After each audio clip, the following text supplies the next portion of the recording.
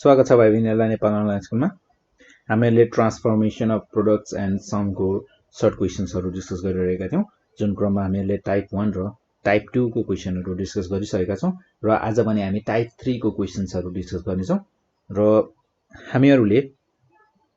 यहाँ टाइप 3 को क्वेशन लिएका छौं। एउटा टाइप 3 को क्वेशन चाहिँ हामीहरुको 2074 सप्लिमेन्टमा सोधिएको क्वेशन हो यो। सो यहाँ क्वेशन चाहिँ हामीहरुको prove that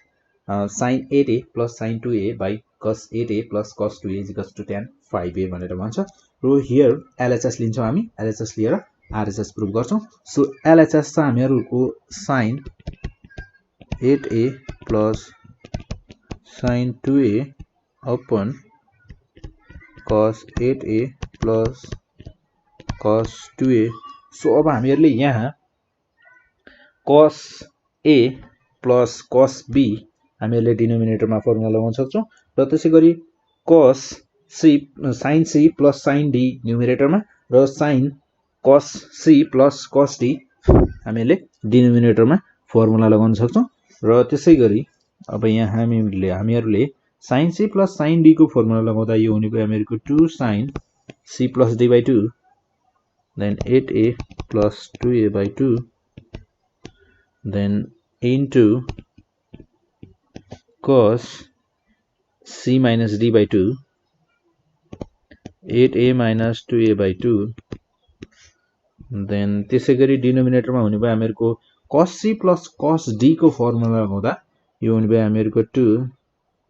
cos c plus d by 2 8a plus 2a by 2 then हामीहरुको यहाँ cos c minus d by 2 cos c minus d by 2 8a minus 2a by 2 then हामीहरुको यहाँ 2 2 cancel out गर्न सक्छौं हामी र त्यसैगरी cos 8a minus 2a by 2 then cos 8a minus 2a by 2 पनि cancel out गर्न सक्छौं र हामीहरुको न्युमरेटरमा हुने भयो sin 8a plus 2a 10a divided by 2 यो हुने भयो हामीहरुको sin 5a by cos 8a plus 2a by 2 then cos 5a हुने भयो र sin by cos भनेको त हामीहरुको tan हो। सो tan 5a भनेर हामीहरुले यसरी प्रुभ गर्न सक्छौं र यो भनेको हामीहरुको राइट ह्यान्ड साइड हो। RHS प्रुभड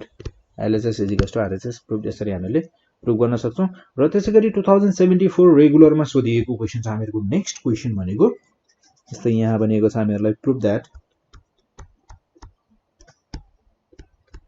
that sin a plus sin b upon cos a plus cos b cos a plus cos b is equals to tan a plus b by 2। जस्तै यसमा हामी LHS लिन्छौं र RHS प्रुभ गर्नेछौं र हामीहरुको यहाँ LHS छ here हामीहरुको LHS छ यहाँ 2074 रेगुलरमा सोधिएको क्वेशन है। So here LHS is equals to sin a plus sin b by cos a plus cos b then हामीहरुले sin a plus sin c plus sin d को formula लगाउँछौं न्युमरेटरमा र त्यसैगरी डिनोमिनेटरमा cos c plus cos d को formula then यो हुन जान्छ हामीहरुको sin c plus sin d को formula लगाउँदा यो हुने भयो हामीहरुको 2 sin c plus d by 2 यानी कि a plus b by 2 त्यसैगरी cos c minus d by 2 a minus b by 2 हुने भयो then 2 cos a plus b by 2 then cos a minus b by 2 then cos a minus b by 2 cos a minus b by 2 cancel out 2 2 पनि cancel out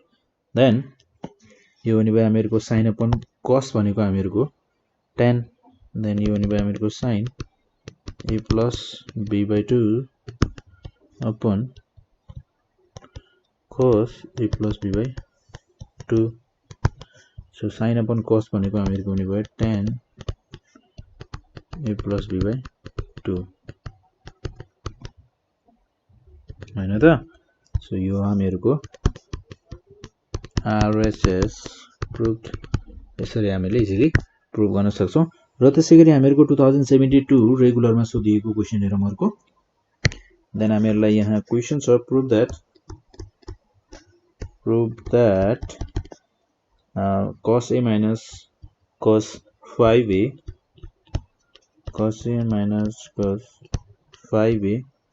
upon sin 5a minus sin a is equals to tan 3a हुन्छ भनेर prove गर भनेर भनेको छ 2072 रेगुलरमा सोधिएको question हो then LHS here LHS is equals to छ हामीहरुको cos a minus cos 5a upon sin 5a minus sin a then हामीहरुले न्युमरेटरमा cos c minus cos d को फर्मुला लगाउन सक्छौं र त्यसैगरी डिनोमिनेटरमा sin c minus sin d को formula so sin cos c minus cos d को formula लगाउँदा यो हुने भयो हामीहरुको 2 sin c plus d by 2 then sin d minus c by 2 गर्दा पनि भयो र अगाडिपट्टि माइनस राखेर c minus d by 2 गर्दा पनि हुन्छ मैले गरे d minus c by 2 so sorry c लेखेछु बिर्सेर यहाँ हुन्छ हामीहरुको a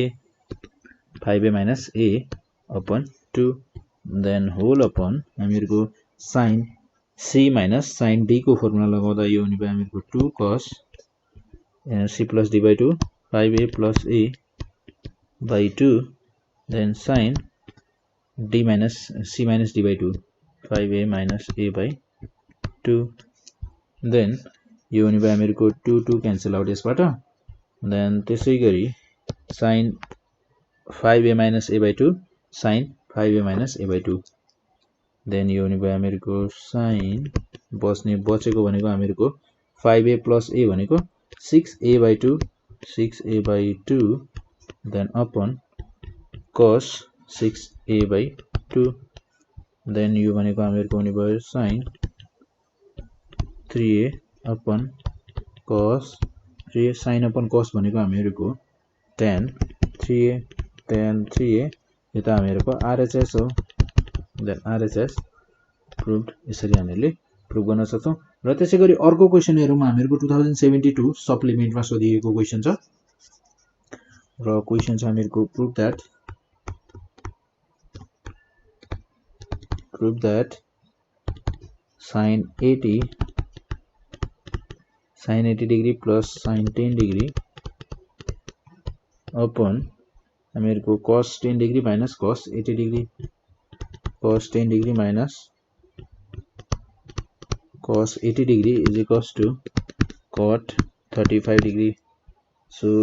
2072 सप्लिमेन्टमा सोधिएको क्वेशन हो देन हामीहरुको यहाँ here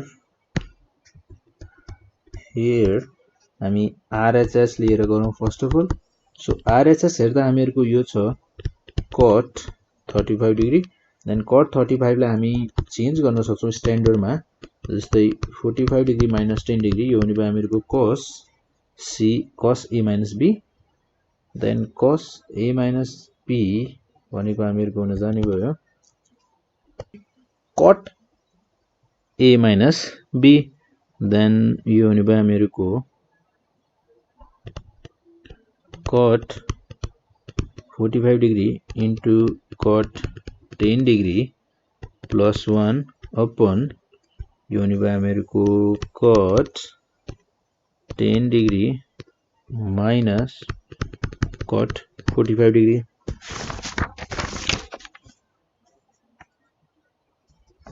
so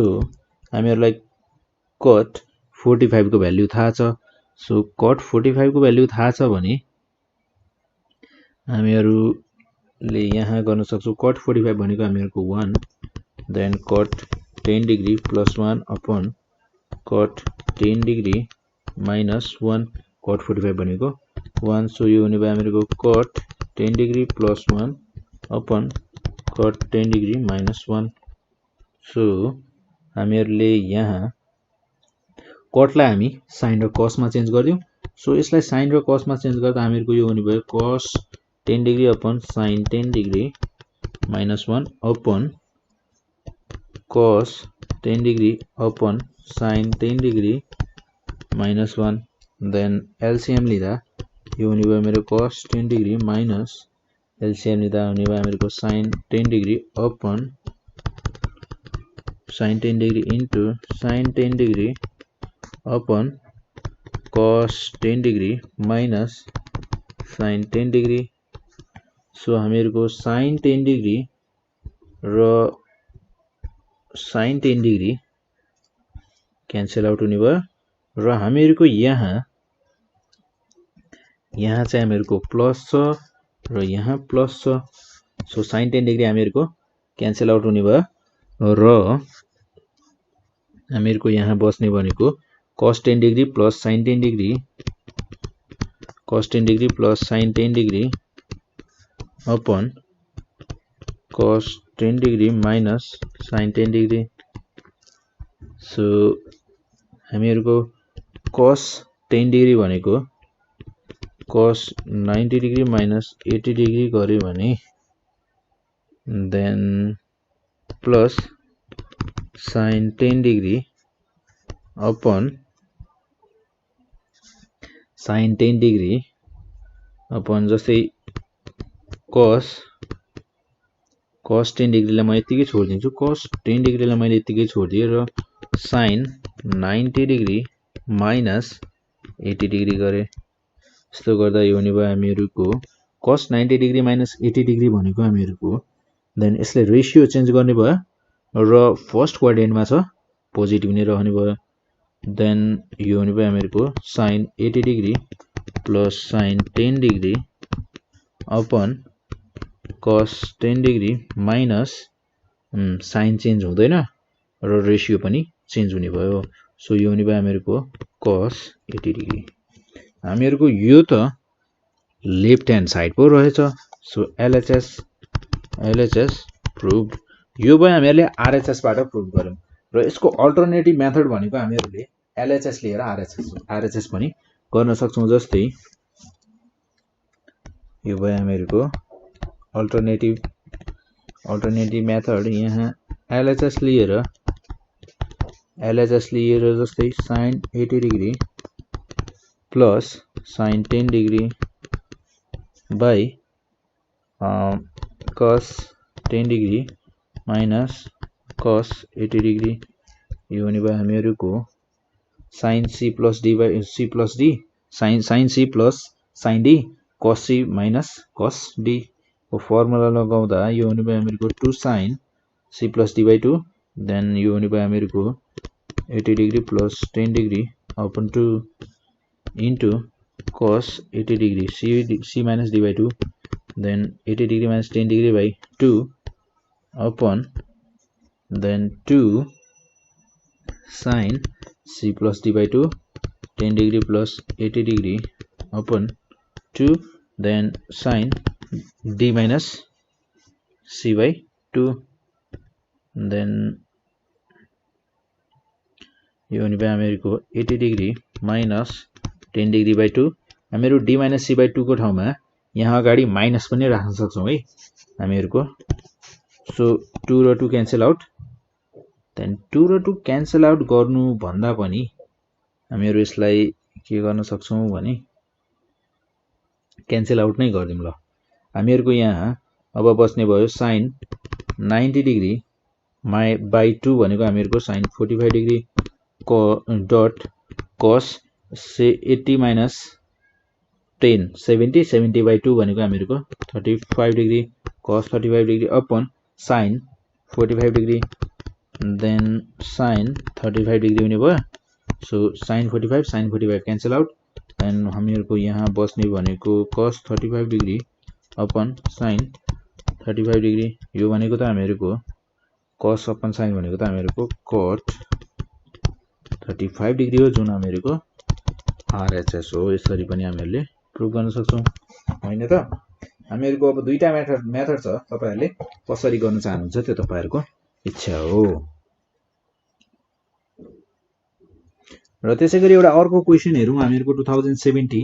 रेगुलरमा सोधिएको क्वेशन छ जस्तै यहाँ भनेको छ हामीलाई prove that 1/2 cos 2 theta minus cos 8 theta is equals to sin 5 theta dot sin 3 theta. So LHS लिएर गर्दा LHS is equals to 1/2 cos 2 theta minus cos 8 theta. So यसलाई हामी cos C minus cos D को formula लगाउँदा यो हुने भयो हामीहरुको